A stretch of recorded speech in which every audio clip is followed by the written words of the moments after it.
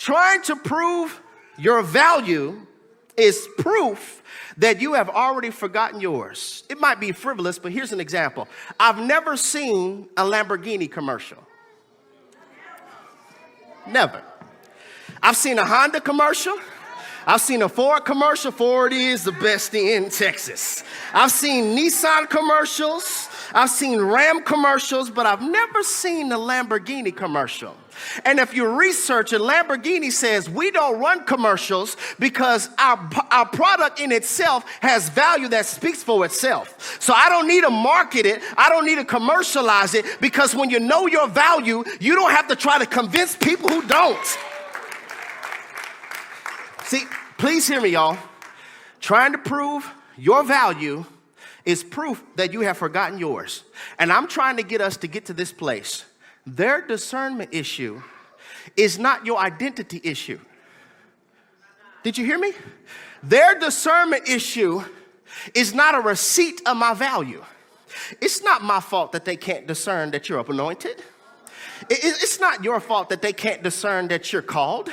It's not your fault that they can't discern that you're appointed and anointed. Don't run up on me. I promise you don't want it. It's not your fault. Their discernment issue is not my identity issue. Ever so often, you have to have a I know that I know word. Can I get somebody to say, I know that I know? I got to have a I know that I know word. I know that I know I'm chosen. Because John chapter 15 verse 16 told me so. And that's what I choose to believe. Your discernment issue is not my identity issue. That's your problem. I choose to believe, and I know that I'm royalty, because 1 Peter chapter 2 verse 9 told me so. And that's what I have chosen to believe. Your discernment issue is not my identity issue. That's not my problem. I know that I'm called, because 2 Thessalonians chapter 2 verse 14 told me so. Y'all better come get me.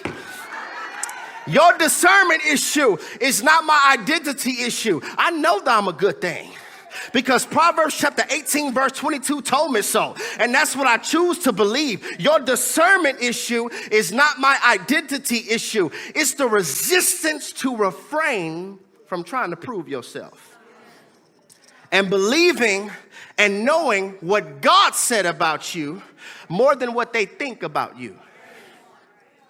Let's make it personal. It's believing and knowing what God said about you more than what you think about you. Somebody say, I know that I know. But watch this. The only way you can have a I know that I know word is you have to read the word. See? You see how that switched? See how quiet it got right there? I know that I know. Yes. But do you read the word? Or is the only time you open your Bible when I tell you to turn the book and chapter so-and-so? Because intimacy produces confidence. The only reason I can stand confidently before you is because I'm consistently bowing before him.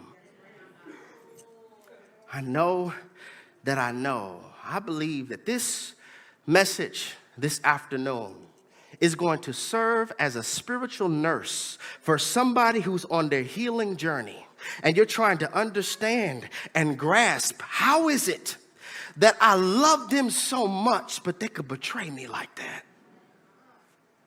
For the individual who's trying to understand, how could they ghost me like that? Talk about me like that? Lie on me like that? Because that pain hits different when you go from being friends to strangers again. Feel this, y'all? The pain hits different when you go from being friends to strangers again. And the person that you would possibly take a bullet for is the one that's behind the trigger. As I was studying over the last few days and engaged in sermon prep, something stood out to me. I began to notice how loosely and often we use the word friend today, compared to how minimal Jesus referred to somebody as a friend in the text. It was messing me up. I'm like, okay, if somebody sends you a request on Facebook and they follow you, they're called your friend. all right? If you create another social media profile on Instagram or on TikTok, the first thing they ask you to do is find or invite your friends. If somebody posts a little too much, they always got something to say, they always comment under your status, you can simply unfriend them. Friend. Some of us, one of our favorite TV show sitcoms was Friends. Or let me take y'all way back. Anybody remember 106 in Park? Anybody? Like Gen Z and none of y'all probably don't remember. I'm talking about like 106 in Park when AJ and Free was on it. Y'all remember that? Okay. Yeah, there was this music video on 106 in Park by this particular artist named Mario, and he had a song, Just a Friend. But you say I'm just a friend, you say I'm just a friend, cause I can be, listen y'all. Just a friend, friend. In fact, if you're interested in somebody and you want to be more than friends, one of the worst things they could ever do is friend zone you. I'm like, which is so, it's so frivolous because don't you know in marriage, what keeps the foundation is purpose and friendship? See, there are a lot of people who are married and not even friends. All they are is business partners. We share property, we share bills, we share bodies, but we don't share friendship. Friends. And I started to research and I noticed that there are really only 2 times in the text that Jesus refers to somebody as a friend. Like there are several references he made, like no greater love than this, than he who lays down his life for a friend. Or when he was speaking about Lazarus and he said, our friend Lazarus is dead. Or in John chapter 15, when he was speaking to the disciples and he said, I call you friends. But there was one other time in scripture that kind of messed me up, Dre. It kind of messed me up as I was studying it because I don't understand why Jesus would call this one particular person a friend. And I want to show it to you in Matthew chapter 26, verse 47. Look at this, y'all. If you don't have it, it'll be projected for you on the screen. Matthew chapter 26, verse 47. It says, and while he was still speaking, behold, Judas, one of the 12, with a great multitude with swords and clubs, came from the chief priests and the elders of the people. Now his betrayer had given them a sign saying, whomever I kiss, couldn't have been me, y'all. Couldn't have been me. That's just my point. It couldn't have been me. Whoever I kiss, he is the one, seize him. Immediately he went up to Jesus and said, greetings, Rabbi. That right there, I would just real quick, I would let him have one. Like I said, it couldn't be me. Greetings, Rabbi, and kissed him. But Jesus said to him, enemy. Jesus said to him, Satan. Jesus said to him, friend. I'm like, was Jesus being petty? Friend, why have you come? Then they have come and laid hands on Jesus and took him. Our verse of emphasis and our clause of concern resides in the halfway mark of verse 48 in our foundational text and Matthew 26, where it tells us, now his betrayer, who is the betrayer? Judas. Now his betrayer had given them a sign. Who is them? The chief priests, the Pharisees, the elders, the teachers of the law, everybody who hated Jesus. Everybody who wanted Jesus killed. Everybody who wanted Jesus murdered and out of the picture. This is important. Please don't miss this. Because your Judas is not your enemy. Please hear me. Your Judas is not your enemy. Your Judas is the instrument the enemy is using. Judas is not your enemy. The person who betrayed you, they're not your enemy. The person who's talking about you, they're not your enemy. Judas is the instrument in which the enemy is using. The Pharisees were using Judas so that they could get to Jesus. Because whenever the devil can't get to you, he will start using those who can. I'm trying to help somebody. Whenever I can't get to you and can't get in your circle, I will begin to use somebody who's already in your circle. Judas. Judas is the one that's seen your face and your enemy's face too.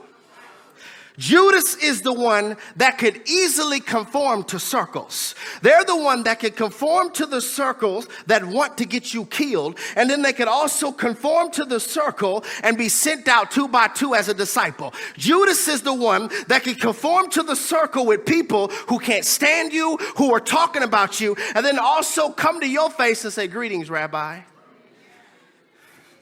Judas is not, it's hot in here, isn't it? I'm not even talking about temperature. Judas is the one that is the instrument. Look, I want to show you this. I want to give you a Bible. Luke chapter 13. Luke chapter 13, verse 26. This is when everybody's at the table and they're like, okay, who's going to betray you? Look at this. Luke chapter 13, verse 26. Jesus answered, "It is he whom I shall give a piece of bread when I have dipped it." And having dipped the bread, he gave it to Judas Iscariot, the son of Simon. Look at this, y'all. Now, after the piece of bread, Satan entered him.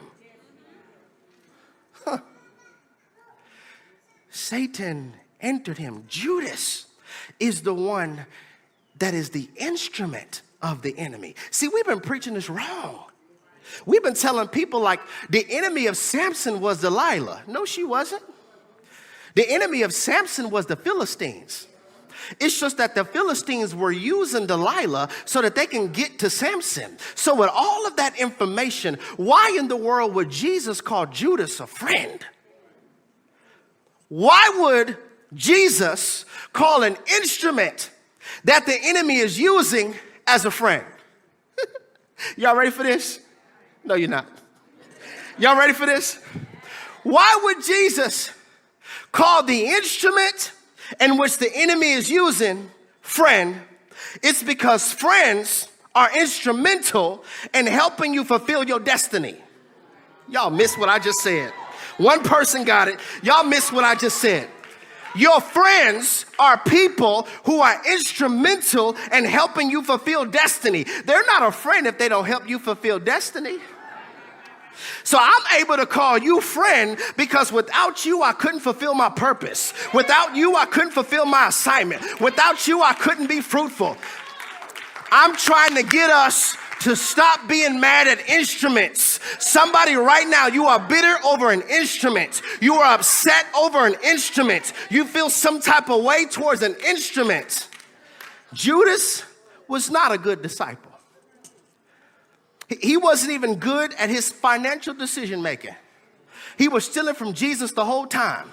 And then after he had the transaction and betrayed Jesus for 30 pieces of silver, he gave the money back because he was so guilty from it.